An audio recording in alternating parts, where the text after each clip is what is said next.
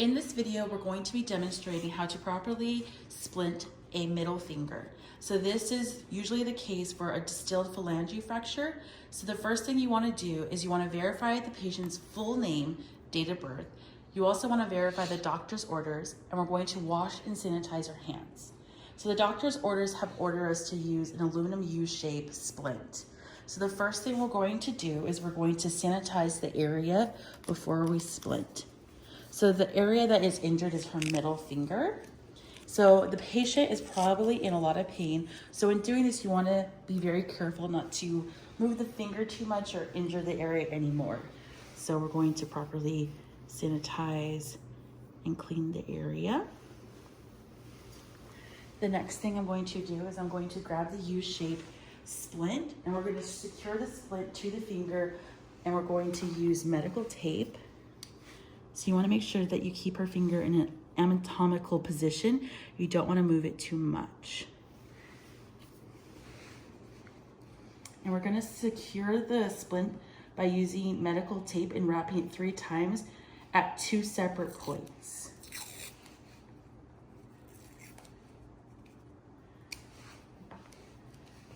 Lift your hand up a little bit.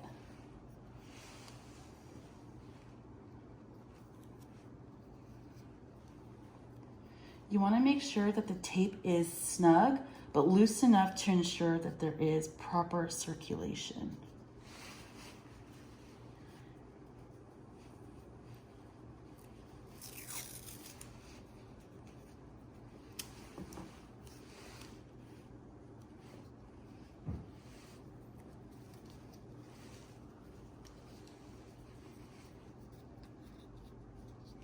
Go ahead and relax your hand.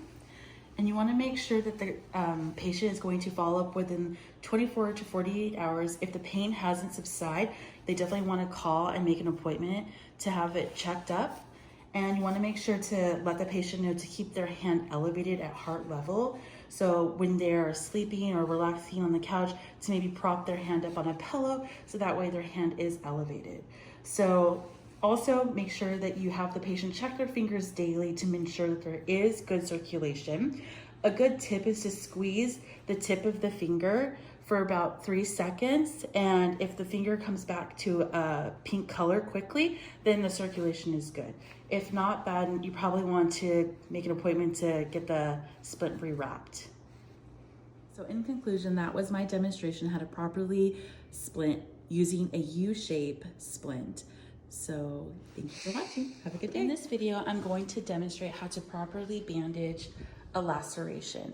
So first thing you want to do is you want to verify your patient's date of birth, full name, and doctor's orders. You also want to make sure that you sanitize and wash your hands and put on a pair of sterile gloves, which I'm going to do right now.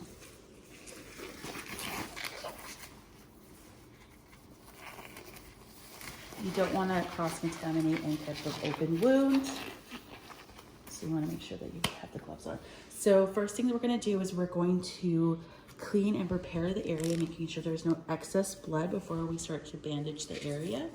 So I'm just going to take a alcohol prep wipe, and we're going to make sure that we properly wipe off any excess blood and prepare. So looking at the size of her laceration, that's when you're going to just determine what size gauze you're going to use. And this is going to be a dry bandage, so there's going to be no ointment or anything on the actual wound. So I'm actually going to be using a 2x2 because if you see, a 4x4 is way too large for this laceration. So you're going to gently place that right here over the laceration.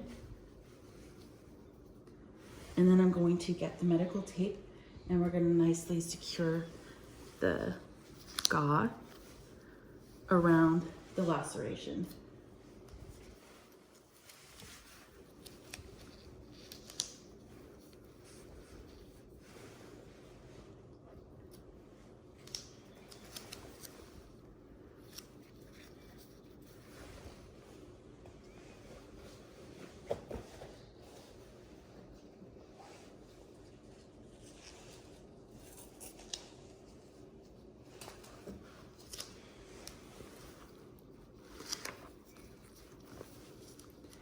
After the bandage is nice and secure, you're going to make sure that you give the patient the proper instructions on care and make sure that the area is kept dry, and to make sure that they check that periodically, and also give them patient education on how to redress the wound. Thank you for watching. This was my video on how to properly do a bandage. In this video, I'm going to demonstrate how to properly use an ACE wrap. So the first thing you want to do, determine the location of where you're going to be doing the wrap. So you want to make sure that you get the patient's date of birth, name, and doctor's orders. So the doctor's orders have ordered us that we're going to be doing a wrist bandage.